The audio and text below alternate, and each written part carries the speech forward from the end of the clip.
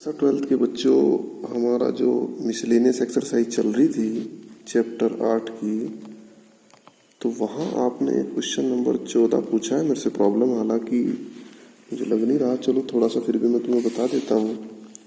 इसने रेखा दी है 2x + y = 4, equation number first. दूसरी दी है 3x - 2y = 6, equation number 2। 3x - 2y = 6। x - 3y + 5 = 0, x - 3y + 5 = 0, समीकरण नंबर 3। तो कह रहा बेटा इनसे घिरे क्षेत्र का क्षेत्रफल बताओ। तो बेटा इनसे घिरे क्षेत्र का क्षेत्रफल बताने के लिए इनको हल कर लो। समीकरण 1 व 2 को हल करने पर, जब आप समीकरण 1 व 2 को हल करोगे तो बेटा समीकरण 1 में आप 2 की गुणा कर लो। समीकरण 1 गुणा 2, तो जब आप 1 गुणा 2 करोगे समीकरण की, तो 1 में जब आप 2 की गुणा करोगे तो 4x + 2y = 8, और नीचे कितनी थी 3x - 2y = 6। तो बेटा इनको आपने जोड़ दिया तो 4 और 3 7x = 14 और x = 2। तो x = 2 आपने कहाँ रखा? समीकरण 1 में।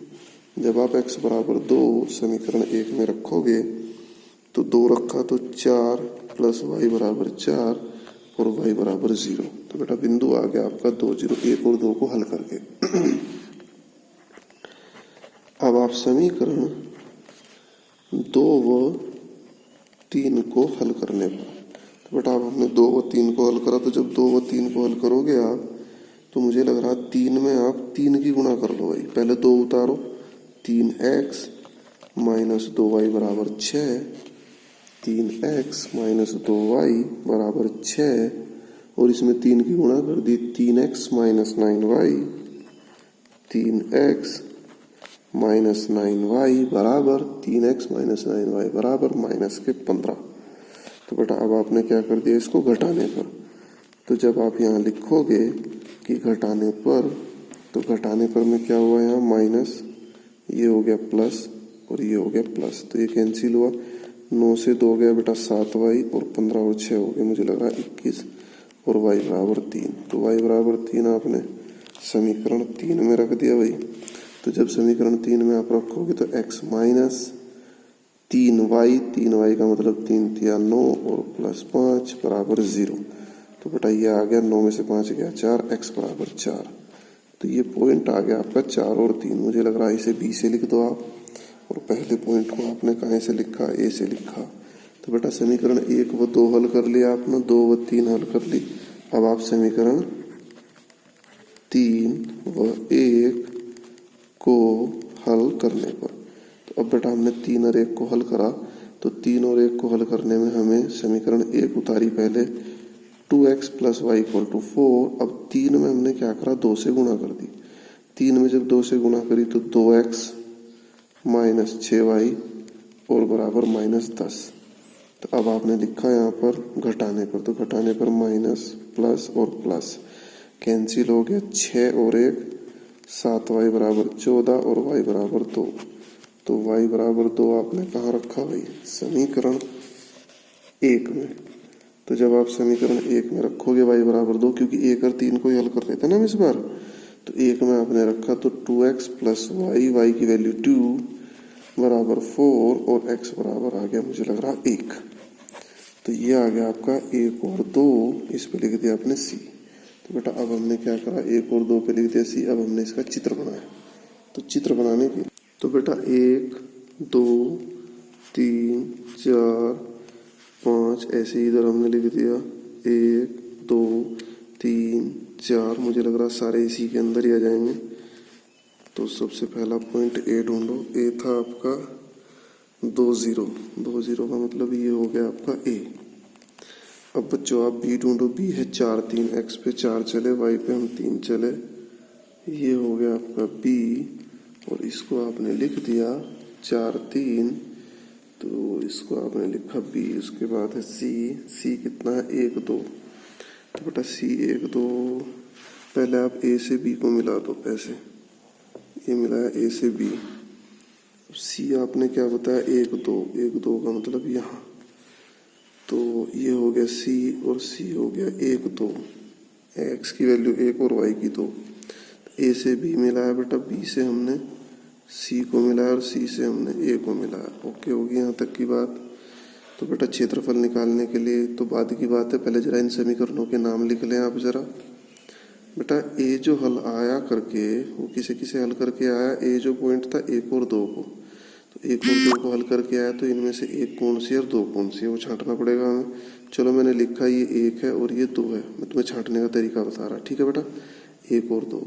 उसके बाद b जो आया हल करके, b किसे किसे हल करके आया, 2 और 3 को, तो b पे देखो फिर तो ये 2 होनी चाहिए थी बेटा, तो ये 2 लो और ये 1 लो, तो 2 जब इसे लेंगे तो ये क्या होगी 3। अब देखो आप सही मैच करो, अब a किसे किसे हल करके आया, 1 और 2 को, सही बैठ रहा।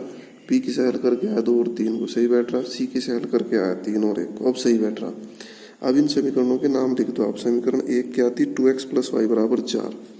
तो बेटा ये जो हुई आपके पास, ये क्या हुई आपकी 2x प्लस वाई बराबर 4। समीकरण 2 क्या है भाई आपकी, 2 है 3x माइनस 2y बराबर 6, ये हुई समीकरण 1। उसके बाद बेटा 3 क्या थी आपकी, 3 थी आपकी x माइनस 3y प्लस 5 बराबर 0, x माइनस 3y प्लस 5 बराबर 0, समीकरण नंबर 3। क्लियर होगी यहाँ तक की बात। अब देखो बेटा इस छायांकित भाग का पूरे का क्षेत्रफल निकालना है हमें। अब इस क्षेत्रफल को निकालने के लिए सबसे पहले लिमिट की जरूरत पड़ेगी। तो लिमिट के लिए बेटा एक तो यहाँ से खींचनी पड़ेगी आपको लाइन ये, तो ये लाइन कितनी होगी आपकी, x बराबर 1। एक लाइन यहाँ से खींचनी पड़ेगी, तो ये लाइन कितनी थी आपकी, x बराबर 4। देख लो आप निर्देशांक से देखो ना, x का मान 1 है तो x बराबर 1 गई ये लाइन, यहाँ x का मान 4 है तो 4 चली गई लाइन। अब बेटा अगर आप शुरू में ही लिमिट जो है x बराबर 1 से 4 लेते हो तो गड़बड़ हो जाएगी, क्योंकि बीच में थोड़ा डिस्टर्ब भी हो रहा, तो एक लाइन आपको बेटा बीच में भी डालनी पड़ेगी। तो ये लाइन होगी आपकी x बराबर 2। अब आप क्षेत्रफल इसको a1 मानो और इसको a2 मानो, इट्स ओके।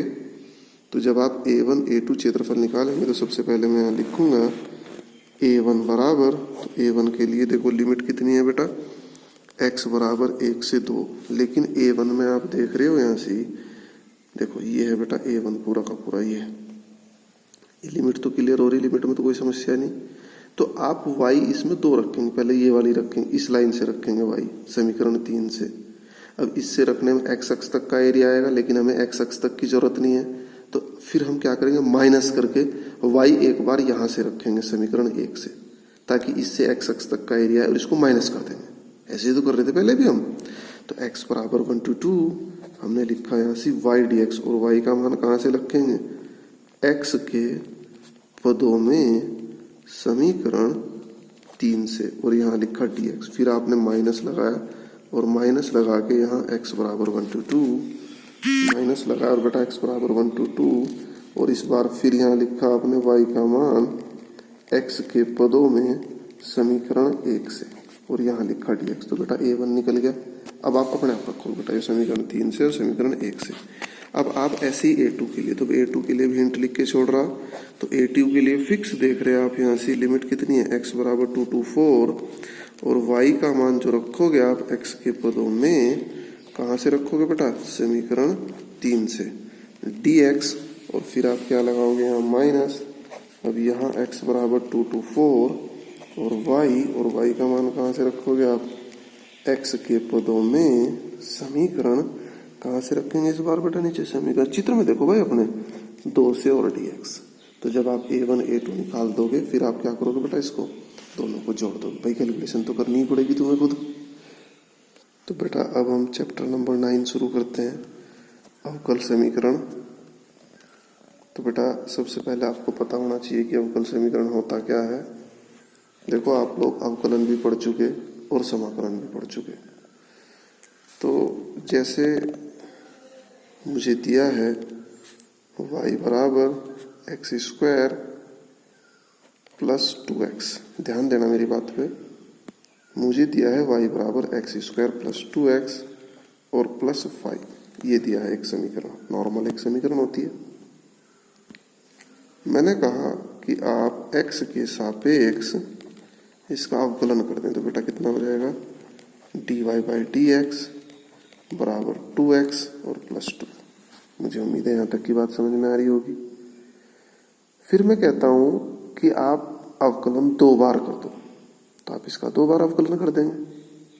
तो कहने का मतलब कि बेटा ये जो dy बाई डी एक्स या इससे बड़ी d2y upon D x square या d3y upon D x cube, भाई इसको आप ऐसे भी लिख सकते हैं y डैश बराबर 2x प्लस 2। भाई dy बाई डी एक्स को y डैश भी तो बोलते हैं।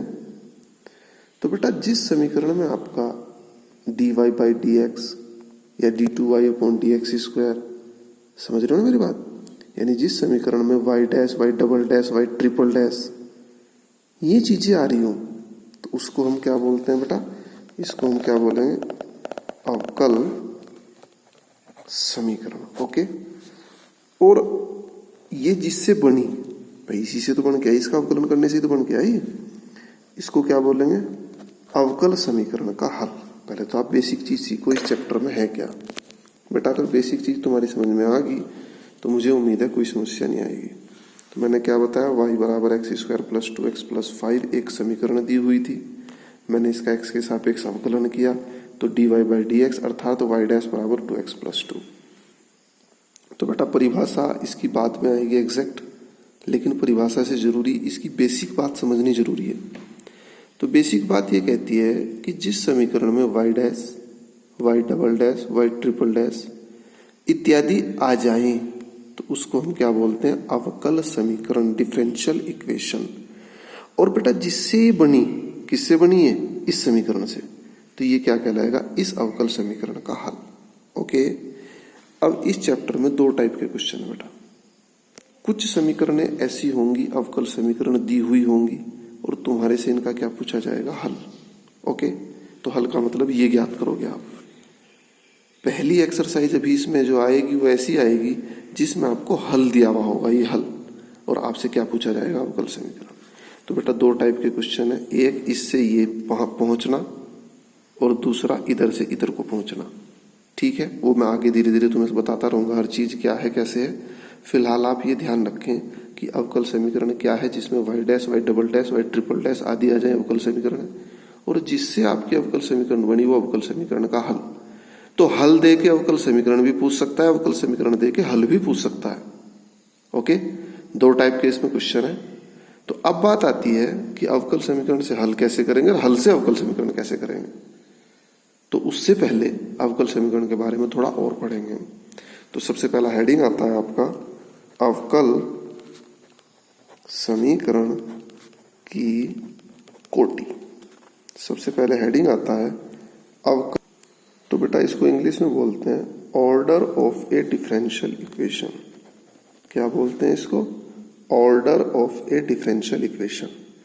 तो देखो किसी अवकल समीकरण की कोटि क्या होती है बेटा, अवकल समीकरण की जो कोटि होती है, जो आप अवकलन कर रहे हो, यानी जितनी बार भी आप सबसे ज्यादा अवकलन कर रहे हो, वो अवकल समीकरण की कोटि कहलाता है। मैक्सिमम डेरिवेटिव, तो मैक्सिमम डेरिवेटिव यानी आपने जितना ज्यादा, सबसे ज्यादा बार जो अवकलन आपने किया, वही क्या कहलाएगी, अवकल समीकरण की कोटि। जैसे मैं आपको एक उदाहरण दे रहा हूं, dy बाई डी एक्स बराबर e की पावर x। तो बेटा यहां कितनी बार हुआ अवकलन, 1 बार, तो अवकल समीकरण की कोटि कितनी है, यहां से 1। समझ रहे मेरी बात, तो अवकल समीकरण की कोटि कितनी है, यहां से 1। बेटा जरा किताब में देखो, dy बाई डी एक्स बराबर e की पावर x, तो अवकल समीकरण की कोटि कितनी है, यहां से 1। यहां देखो आप d3y upon D x square plus y बराबर 0, तो यहां अवकल समीकरण की कोटि कितनी है, 3, क्योंकि यहां सबसे मैक्सिमम डेरिवेटिव, तो मैक्सिमम डेरिवेटिव कितनी बार हुआ, यहां से 3 बार, तो ये क्या कहलाएगी, आपकी अवकल समीकरण की कोटि। यहां देखो d3y upon D x cube plus x square d2y upon D x square पूरे की होल पावर 3। तो बेटा यहां कितना है इसका, यहां जो है इसकी कितनी बार हुआ इसका अवकलन, यहां सबसे ज्यादा बार 3 बार, तो कोटि कितनी कहलाएगी, यहां से 3। इट्स ओके बेटा, कितनी 3, हाँ ठीक है, ओके ओके ओके। लेकिन यहां जरा सा गड़बड़ हो गया भाई, ये मिसप्रिंट हो रहा, ये 2 है, यहाँ 2, ये नीचे स्क्वायर है ना, मैंने भी ध्यान नहीं दिया, d2y upon D x square plus y, तो बेटा इसकी कोटि कितनी होगी, यहां से 2। क्योंकि यहाँ सबसे ज्यादा बार अवकलन कितनी बार हुआ? 2 बार, तो इसकी कोटि कितनी होगी? 2। यहाँ सबसे ज्यादा बार अवकलन कितनी बार हुआ? 3 बार, तो इसकी कोटि कितनी होगी? 3। तो मुझे उम्मीद है कोटि आप लोगों की क्लियर हुई होगी। अब मैं बात करता हूँ अवकल समीकरण की घात। ये है अवकल समीकरण की घात। तो बेटा अवकल समीकरण की घात होती क्या है, पहले आप ये समझे। अभी मैंने कोटि की बात करी, कोटि यानी ऑर्डर, तो ऑर्डर क्या होता है? Maximum derivative. और घात क्या होगी? मैक्सिमम डेरिवेटिव की पावर, यानी सबसे ज्यादा बार अवकलन जितना हुआ उसकी पावर। तो यहां देखो पहली समीकरण d3y/dx³ प्लस 2d2y/dx² का whole square minus dy/dx plus y बराबर 0। बेटा मेरी बात पे ध्यान दें, यहां पहले कोटि देखो आप, क्योंकि कोटि आप पढ़ चुके। तो कोटि कितनी है?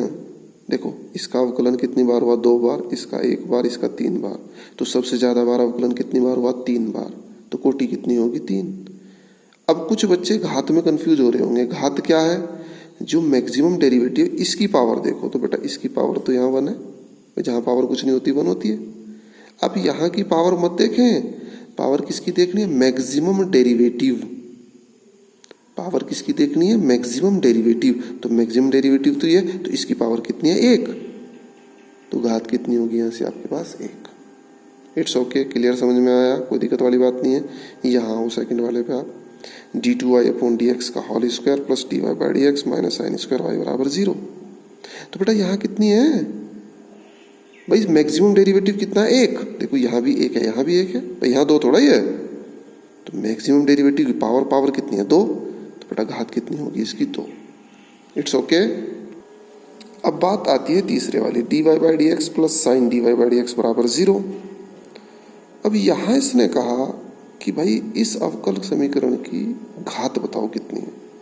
तो पहले कोटि देख ले जरा। कोटि क्या होती है भाई? Maximum derivative. तो मैक्सिमम डेरिवेटिव कितना हुआ? 1। यहाँ भी 1, यहाँ भी 1। तो बेटा कोटि तो 1 होगी। अब घात भी क्या है? मैक्सिमम डेरिवेटिव की पावर। तो पावर कितनी है इसकी? 1। तो घात भी इसकी कितनी होनी चाहिए? 1 होनी चाहिए।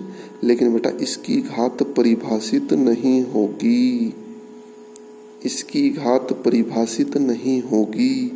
अब क्यों नहीं होगी इसकी घात परिभाषित? भाई मैं फिर से आपको रिवाइज करा दूं, maximum derivative is called order of differential equation. तो बेटा घात में अभी जो तुमने समझा कि maximum derivative is called order, और मैक्सिमम डेरिवेटिव की जो पावर है वो कहलाएगी घात।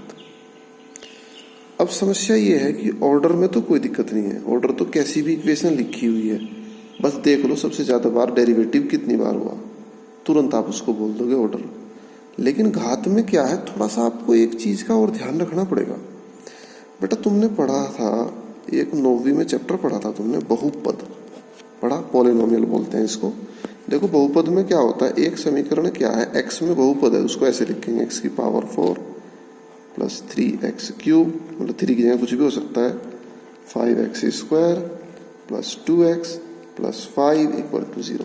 यानी सबसे पहले बड़ी पावर, फिर छोटी पावर, फिर उससे छोटी पावर, फिर छोटी पावर, फिर कांस्टेंट बराबर 0।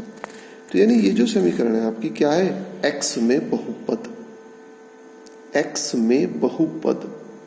फिर से समझो, x की 1 पावर, 2 पावर, 3 पावर, 4 पावर, यानी x में बहुत सारे पद हैं इसके अंदर, तो इसको हम क्या बोलते हैं, x में बहुपद। इसी समीकरण को अगर मैं y में लिखने लगूं तो y³ plus y² plus y बराबर 0, तो ये क्या होगी, y में बहुपद। और मैं इसी समीकरण को काहे में लिखने लगूं, dy/dx, तो dy/dx की होल पावर 3, d2y/dx² की पावर 2, d3y/dx³ की पावर 4 और बराबर 0। तो बेटा यहाँ आप क्या देख रहे, ये समीकरण आपकी काहे में बहुपद है, dy/dx, यानी y डैश में, y dash, y double dash, y triple dash, इनमें बहुपद है। तो अगर हमारी समीकरण y dash, y double dash, y triple dash में बहुपद होगी तो ही आप घात निकाल पाएंगे, अन्यथा घात नहीं निकाल पाएंगे। फिर से सुनो, अगर आपकी समीकरण काय में y dash y double dash y triple dash y की पावर 4 डैश में बहुपद है तो आप घात निकालने में सक्षम हैं। अगर बहुपद नहीं है आप घात नहीं निकाल पाओगे। It's okay. अब मान लो यही समीकरण ऐसे आ जाए आपके पास, सपोज करो dy बाई डी एक्स और प्लस यहां आ गया आपके पास sine dy by D X और बराबर 0। तो बेटा ये dy बाई डी एक्स में बहुपद नहीं है, क्योंकि dy बाई डी एक्स के साथ साइन लग गया। ये तो साइन का एंगल है भाई, ये तो साइन का कोण है, साइन के कोण में पहुंच गए तो बेटा ये बहुपद नहीं है।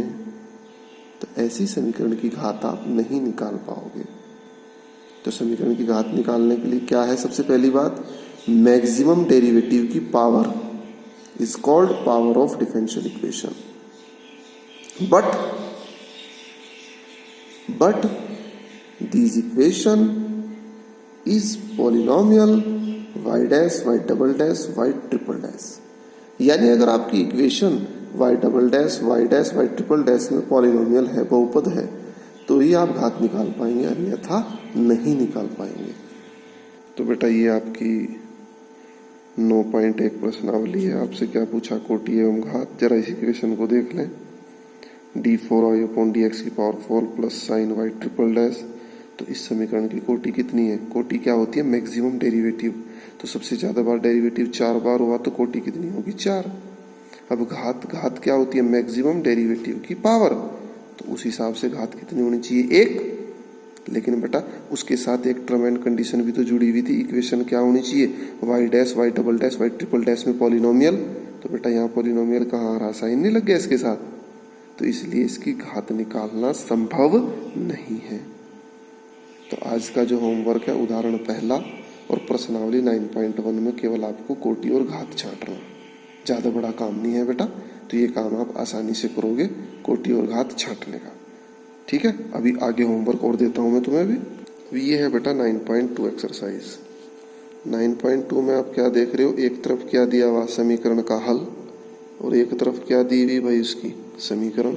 ओके, ये दिया है y dash minus y dash बराबर 0, और ये क्या है, इसका हल। तो ये कह रहा आप चेक करके बताओ कि ये इसका हल है या नहीं है। ओके, तो मैं पहला क्वेश्चन आपको बताता हूं कैसे आप चेक करेंगे इसका हल है या नहीं है। ठीक है, जैसे मैंने अभी वीडियो में बताया था ना आपको कि ये एक समीकरण है और इसका आपने डेरिवेटिव किया तो ये आ गया, तो ये अवकल समीकरण बोली जाएगी और ये इसका क्या बोला जाएगा, हल। आपको वीडियो के शुरू में नहीं बताया, it is called differential equation और it is called solution of given differential equation. तो अगर ये इसका हल है तो आप जांच करेंगे कि हल है या नहीं है वास्तव में। तो इसकी मैं जांच करनी आपको बताता हूँ। बट मैंने पहला क्वेश्चन कॉपी में लिख दिया 9.2 का, y बराबर e की पावर x प्लस 1 और y double dash minus y dash बराबर 0। तो इसका हल है या नहीं है, तो इसको आप इसमें रखेंगे। अगर आज इसने संतुष्ट करा दिया तो इसका हल है, असंतुष्ट नहीं कराया तो इसका हल नहीं है। तो बेटा इधर रखने के लिए आपको y डैश और y डबल डैश की जरूरत है, तो आप y डैश और y डबल डैश निकालेंगे। तो y डैश कितना आ गया, e की पावर x, और y डबल डैश भी कितना आ गया, e की पावर x। दोनों मान आपने इधर रख दिए। तो जब दोनों मान आप यहाँ रखोगे तो दोनों का मान कितना, e की पावर x बराबर 0 और 0 बराबर 0। तो इसका मतलब संतुष्ट हो गया, तो संतुष्ट हो गया तो ये इसका हल है। ठीक है बेटा, तो आप क्या करेंगे, 9.2 के क्वेश्चन कहाँ तक करेंगे आप, 9.2 के बेटा 9.2 के क्वेश्चन करेंगे आप 6 तक। ठीक है, 6 क्या, चलो 8 तक करो आप। 9.2 के क्वेश्चन 8 तक, 9.1 करोगे आप और 9.2 के क्वेश्चन 8 तक। ये आज का गृह कार्य है आपका।